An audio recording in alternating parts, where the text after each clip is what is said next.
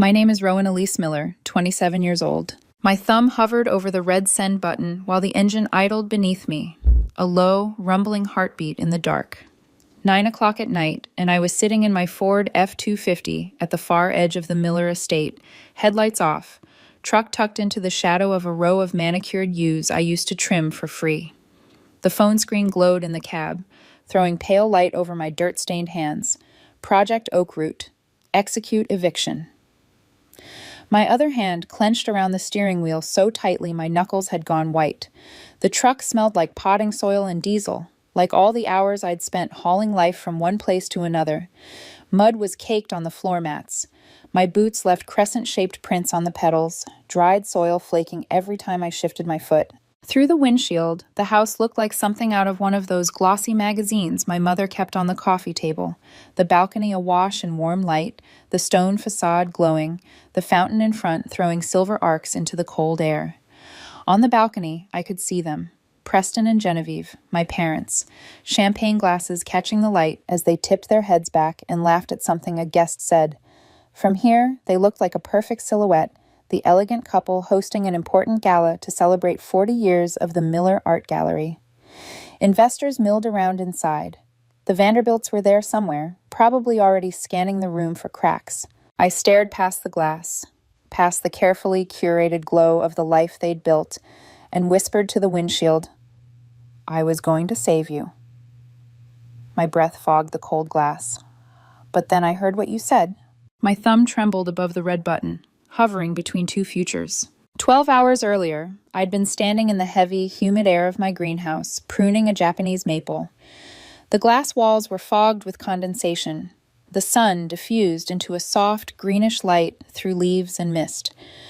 Rows of plants stretched in every direction, succulents in neat trays, hanging baskets dripping with ivy. And in the center, under the best afternoon light, the juniper bonsai I'd spent 5 years shaping into something that made people stop and inhale when they saw it. Competition winner, valued at $8,000. Worth more to me than the number suggested, because I knew every turn of that trunk, every bend I'd coaxed from it with patience and wire.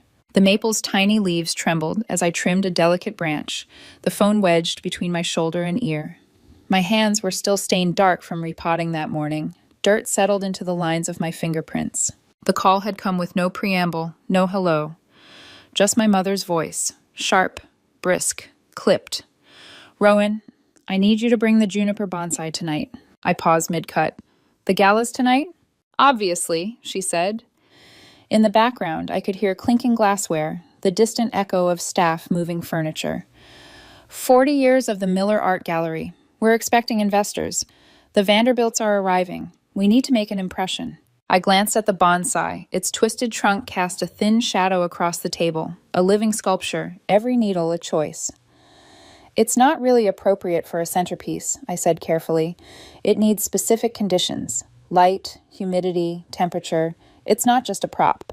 "Don't be difficult," Genevieve snapped. The tone shifted into something I knew too well. Condescending, patient, like she was explaining basic arithmetic to a child who kept getting it wrong. "We're cash poor right now, and we need to impress the Vanderbilts. You owe us this much, Rowan. After everything." "After everything." The words settled in my chest like stones dropping into a pond. I swallowed, looking around at the greenhouse, at the condensation on the glass, the sturdy rows of plants, the Verdant Horizons logo painted on the far wall. I owned this place. I had built it from nothing, seed by seed, client by client. Last year, my business had cleared 6 figures. 2 full-time employees, 1 part-time, more projects than we could comfortably take. On paper, I was successful, independent. But one sentence from her, and suddenly I was 14 again. 14, handing over the Art Scholarship Award letter because Merrick needed tuition for private school. 14, watching my father clap me on the shoulder and say, "That's my girl, family first," as though I hadn't just handed over the future I'd dreamed of. 14, lying in bed at night, promising myself I'd make it work without that scholarship, that there would be other chances, that this sacrifice would mean something. There weren't other scholarships. Merrick got his architecture degree. I got the lesson. The pattern had always been the same. I was the helper, never the helped. The one who stayed home to run errands, to cover shifts, to give up opportunities so someone else could sparkle. Maybe this time would be different, I had thought that morning, standing alone among the plants I'd grown. Maybe if I brought the bonsai, if I walked into their world not empty-handed, but carrying something rare and undeniable, they'd finally see me. Really see me. Not as the backup, not as the dirt-smeared gardener in the background, but as someone who had created something valuable. Maybe this time they'll see me, I whispered to the empty greenhouse, the words evaporating into the humid air. I wrapped the bonsai in protective cloth, careful not to disturb the roots, and loaded it into the truck bed like I was lifting a sleeping child. By 6:15, I was pulling around the back of the Miller estate, not to the grand circular driveway with its fountain and valet, but to the service entrance where delivery vans backed up and staff entered without being seen. Merrick was waiting there, leaning against the brick wall like it was a photo shoot backdrop. Designer shoes, tailored pants, a shirt that probably cost more than my monthly truck payment. He watched me park with an expression that was half boredom, half mild irritation, then sauntered over and flicked dirt off my front tire with the tip of his Italian leather. "Stay out of sight tonight," he said. "The adults are doing business." I stared at him. I was 27. He was 30. To me, he was still the boy who'd cried when his Lego castles fell apart and insisted I help rebuild them. To him, I was apparently still the kid who ran errands, who didn't understand the stakes, who needed to be told where to stand. "I'm not here as a guest," I said, swallowing the retort on my tongue. "Just delivering the tree, remember?" "Exactly." His smile didn't reach his eyes. I climbed out of the truck and walked around to the back. The bonsai was heavier than it looked. 40 pounds of ceramic and soil and living wood. I lifted it alone while Merrick watched with his hands in his pockets.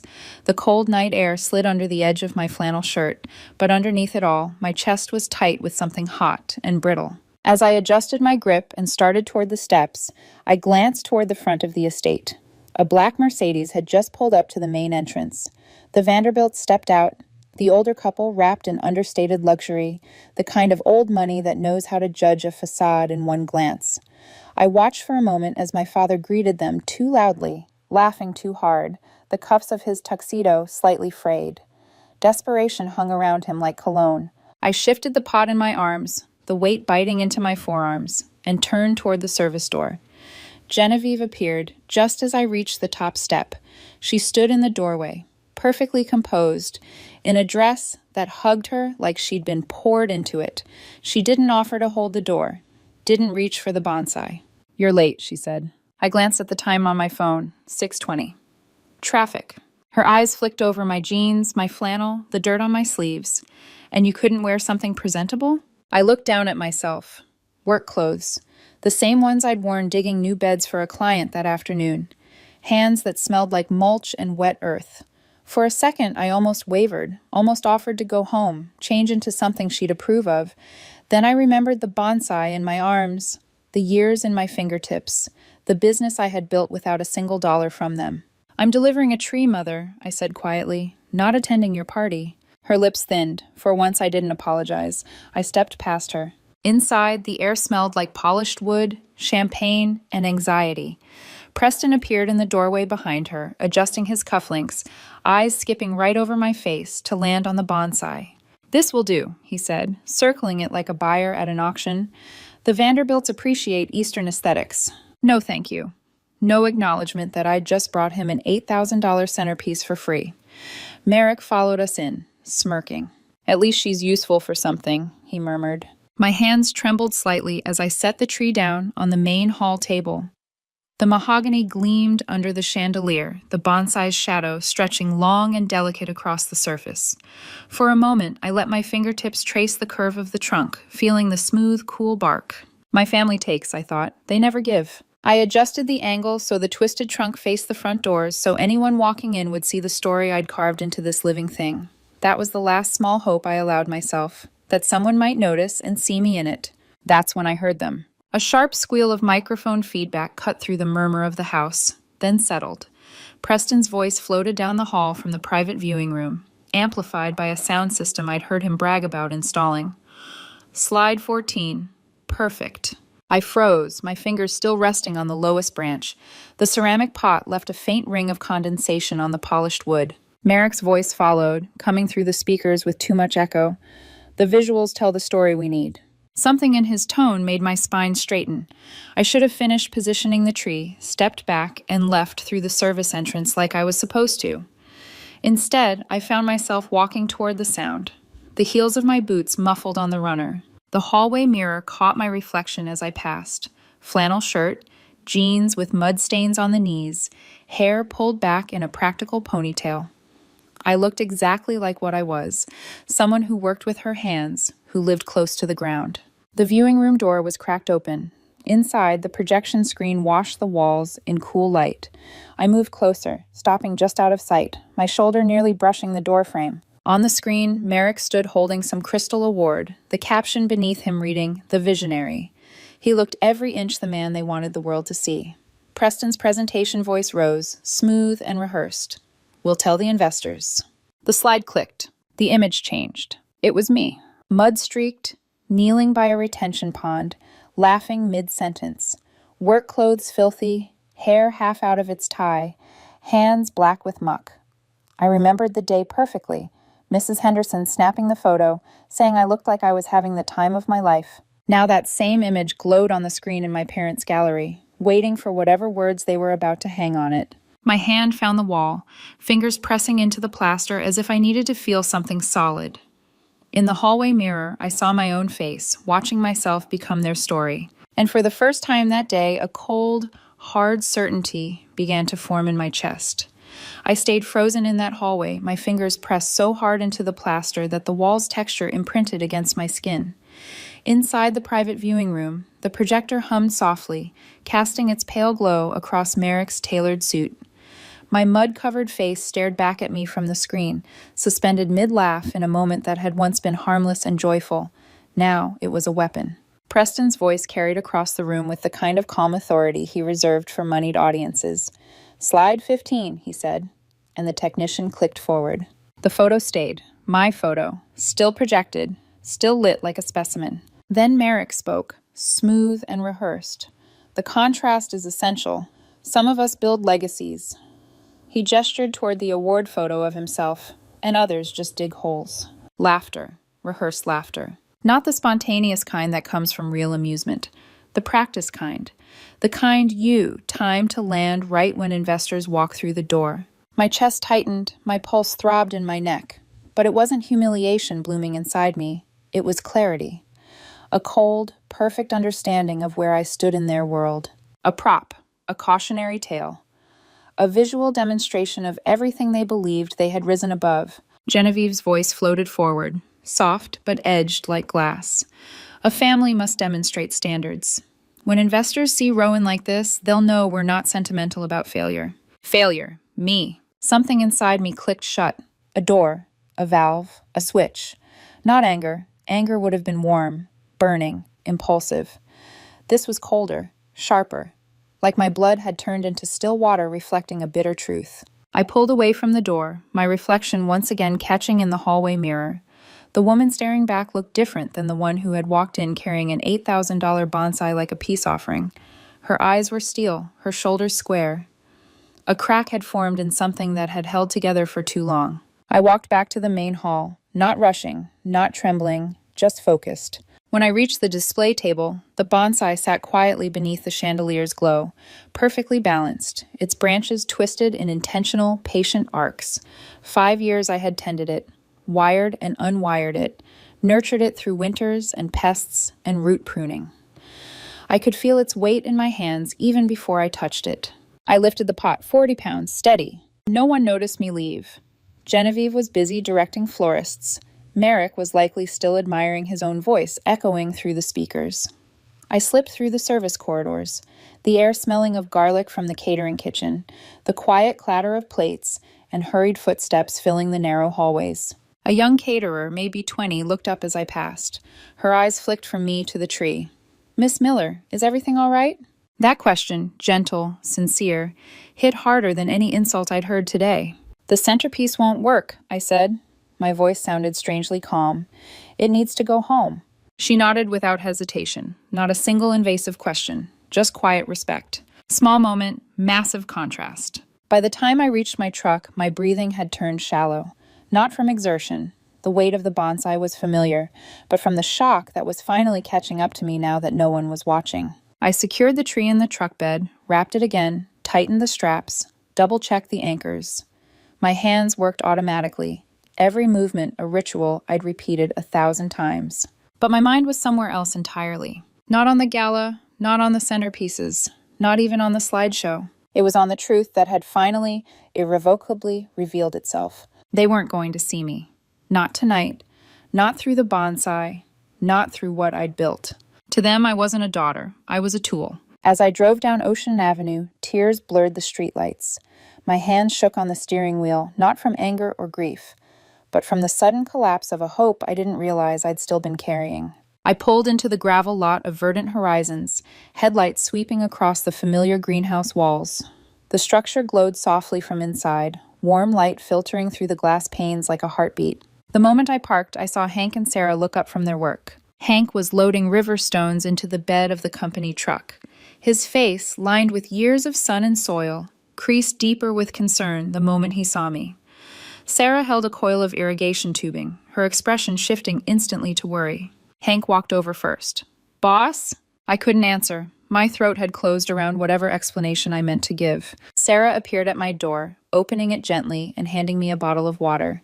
"Come inside. You're shaking." Inside the greenhouse, the air smelled of damp soil and growing things. Rows of seedlings stood in trays, tiny lives rooted in the earth I'd nurtured.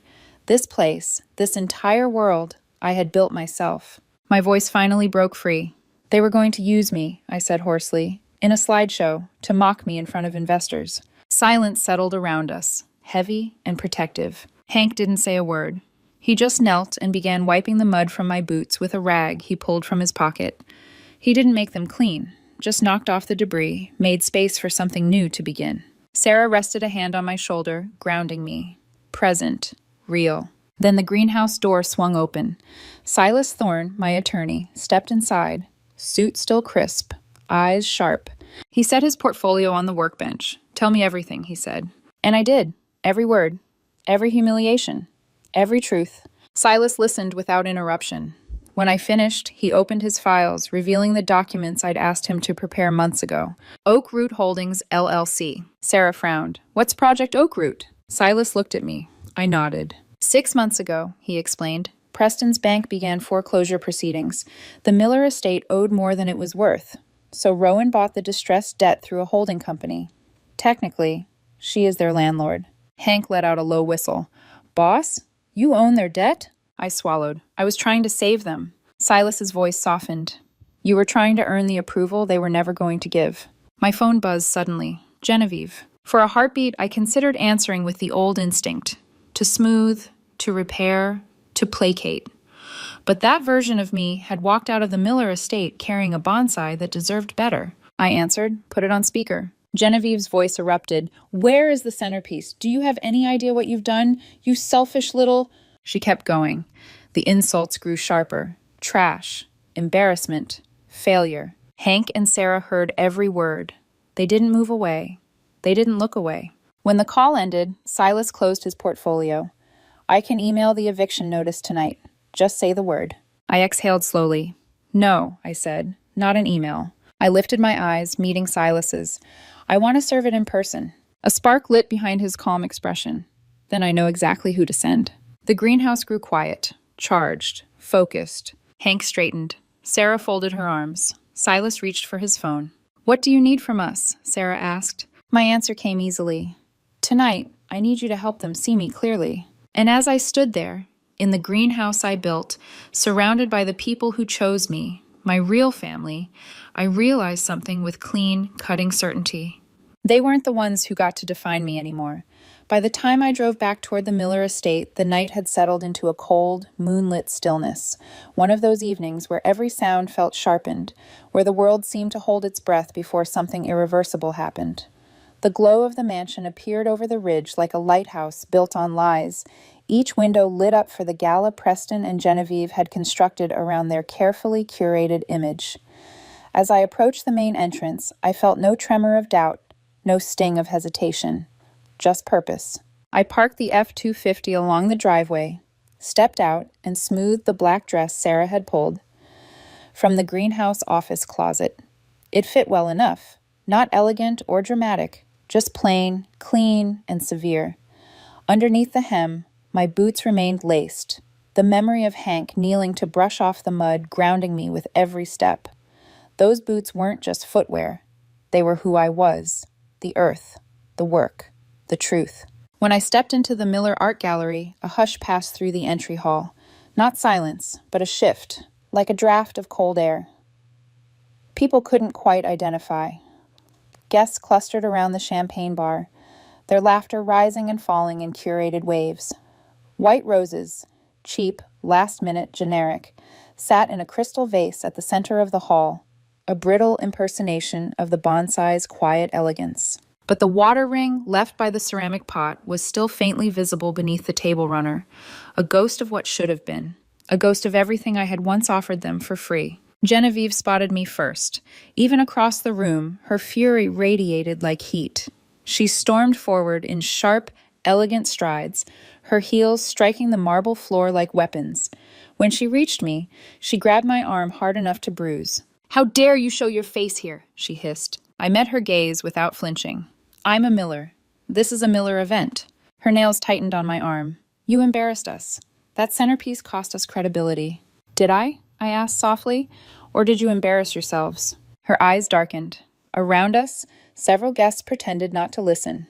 One of the Vanderbilts glanced over her shoulder, her elegant expression unreadable. Watching. Calculating. Before Genevieve could respond, Preston entered from the east hallway. When he saw me, he stopped mid-step, his smile faltering. His eyes flicked toward Merrick, who stood near the podium with the AV technician. Something passed between them, quick, sharp, like a warning signal. Then Merrick tapped the microphone. The speakers screeched with feedback, slicing through the room. Conversations died instantly. Heads turned, lights dimmed. Preston stepped toward the stage. They weren't waiting for the keynote anymore. They were moving up the humiliation. Merrick took the mic. "Before we begin," he said, voice perfectly smooth, "we'd like to share something with our investors." The projector whirred, the screen brightened. The first slide appeared. Merrick in his award photo, holding a crystal trophy, the visionary in bold lettering across the bottom. Polite applause. Manufactured admiration. Then the next slide appeared. My slide, the one with the mud. A ripple passed through the crowd. First confusion, then polite, trying to be charmed laughter. Some turned away awkwardly. Others leaned forward, hungry for scandal. And still others, like the Vanderbilt matriarch, simply watched in silence, her expression carved from cold marble. Merrick leaned into the microphone. "Some of us build legacies." He gestured toward his slide. "And others just dig holes." This time the laughter came louder, bolder, encouraged. Preston took the mic next. "We believe in standards," he said, pacing the stage like a man who thought he was delivering a masterpiece. "This," he pointed at my photo, "is why we insist on education, on refinement, on discipline. We want the Vanderbilts to know we understand quality." I remained in the center of the room, illuminated by the projector's spill. Instead of shrinking, I lowered my head just enough. I let my shoulders sag, let my expression soften into the kind of hurt they expected, the kind of weakness they wanted. A quiet, calculated performance. For them, for everyone watching, for timing. Preston and Genevieve exchanged a small, triumphant glance near the champagne bar. Their cruelty had found the spotlight. Their confidence swelled. But somewhere near the entrance, Silas stood, waiting, watching me, hands loose at his sides, ready. I looked at my watch, 9:43 p.m., right on schedule. The gallery doors opened behind him. A man in an unremarkable dark suit stepped inside. He didn't blend in. He erased himself. No gaze lingered on him for more than a second, but he was moving with intention, threading through the crowd without hesitation. His steps were light but unwavering, like a metronome driving toward the inevitable. Merrick noticed first, mid-sentence. His eyebrows pulled together in irritation. Preston snapped, "Sir, this is a private event. You need to leave." The man kept walking, up the aisle, toward the stage. Preston repeated, "Sharper now. Do you hear me? Get the hell off my stage." Several investors gasped. The Vanderbilt matriarch's lips curved in the slightest frown. The process server reached the foot of the stage. He spoke, voice quiet but perfectly caught by the microphone. I know exactly who you are, Mr. Miller. Then he pulled a cream-colored envelope from his jacket, held it out. Consider yourself served. Immediate eviction notice. $125,000 in unpaid back rent. The room didn't gasp this time. It froze. The Vanderbilts stood, not angrily, deliberately. They placed their napkins down with slow precision and walked out. Others followed, ripples of discomfort spreading outward. Preston's face drained of color. What is this? Who owns Oakroot? The process server glanced at me. Just once. A flicker. Then, all correspondence was sent to your attorney. Ownership has been in place for 6 months. Genevieve shrieked, Who owns Oakroot? I stepped forward. The crowd parted. My boots struck the marble floor with quiet certainty. I stopped at the base of the stage, looked up at Preston, my father, whose entire world was unraveling in real time. He whispered, voice cracking, You. I held his gaze, just long enough, just steady enough. Then I said, loud enough for the room to hear, I'm not your daughter right now. The silence tightened, electric. I'm your landlord. The room exhaled in a single stunned wave. I turned, walked out of the gallery with the process server behind me, Silas falling into stride on my left. As the heavy doors closed behind us, Genevieve's scream echoed through the hall, raw, furious, helpless, shattering whatever dignity she believed she possessed. I didn't look back. The next morning broke with a muted gray sky, the kind that made the world feel quieter than usual, as if it, too, was waiting to see what might happen now that the balance of power had shifted. I was in my greenhouse before sunrise, repotting a Japanese maple that didn't technically need repotting. My hands worked on instinct, loosening soil, checking moisture, brushing stray grains from the ceramic pot. But really, I was grounding myself, letting the familiar feel of earth calm the echo of last night's chaos. Verdant horizons glowed warm against the cold morning. Condensation streaked the glass walls, diffusing the growing light into soft patterns across the floor. Inside, it smelled of damp soil, growth, life, everything my childhood home never truly held. The sound of an engine cut through the quiet. I didn't look up until I heard the slam of a car door. A polished silver Mercedes, Genevieve's, had parked crookedly just outside the greenhouse. She stepped out in flats, not heels. Yesterday's designer dress hung rumpled across her frame. Her hair, usually perfect, was hastily knotted. Her eyes were red. Despite everything, I stood still and waited. Hank intercepted her before she reached the door. Boss isn't taking visitors, he said, voice level but unmovable. I need to speak with my daughter, Genevieve snapped. The word daughter cracked in her throat. I stepped into the doorway so she could see me. What do you want? Her breath hitched. We need to talk. You can't do this. That building is our legacy. I glanced down at the branch I'd just trimmed. Family doesn't humiliate family publicly, I said. Her composure momentarily faltered.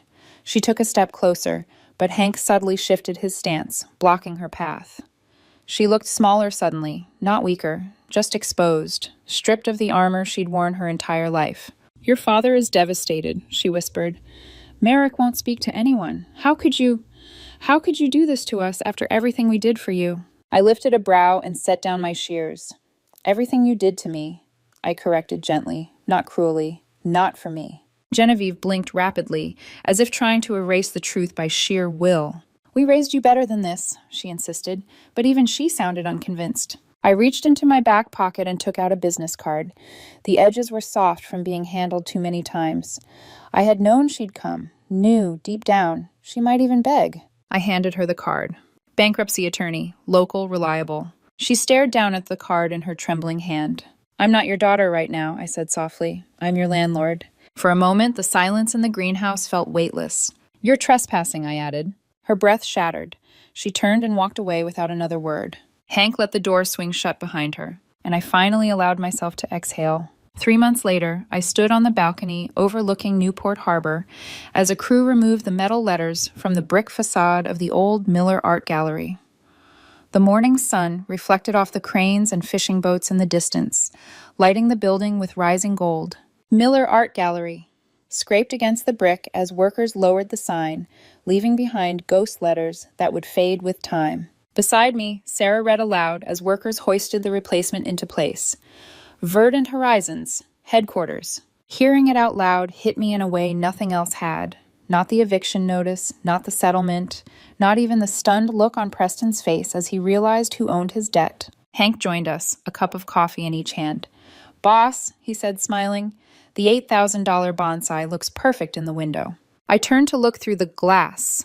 There it was, my bonsai, bathed in eastern sunlight, branches poised like quiet arms opening. It didn't look like a prop, or a bargaining chip, or a centerpiece meant to impress strangers. It looked home. "It deserves to be seen," I said. Silas arrived then, portfolio in hand, as he always did. "They signed the settlement this morning," he reported. "Preston and Genevieve are relinquishing the remaining contents of the estate. Merrick moved to Boston. No forwarding address." I nodded. I didn't feel triumph or loss, just release. "They'll rebuild," Silas added. "Maybe not what they had, but something. Or maybe they'll learn," I said quietly. Behind us, the new sign gleamed. Verdant Horizons.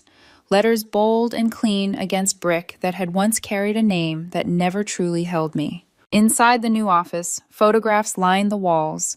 Finished landscapes, clients smiling in gardens grown from my designs. Not a single picture of the Miller family hung among them. My greenhouse team had become my circle, chosen, steady, loyal in ways blood never managed to be. As sunset approached, the last of the workers cleared out. The building grew quiet, golden light spilling across the balcony tiles. I stood there alone for a moment, sipping my coffee, feeling the warmth of everything I'd built settle into my bones. My boots were still dusty from this morning's site visit. The mud I'd always been mocked for had built more than gardens. It had built foundations. Real ones. Behind me, the bonsai's shadow stretched across the office floor. It looked almost like wings. Dark, strong, certain. My phone buzzed. New client inquiry. I answered without hesitation. "Verdant Horizons," I said. "This is Rowan Miller speaking." My name, spoken clearly, without apology. The balcony around me glowed under the last streaks of twilight. The building, my building, felt alive beneath my boots. The garden I had reclaimed wasn't just soil and roots. It was me. All of me. And I wasn't done growing.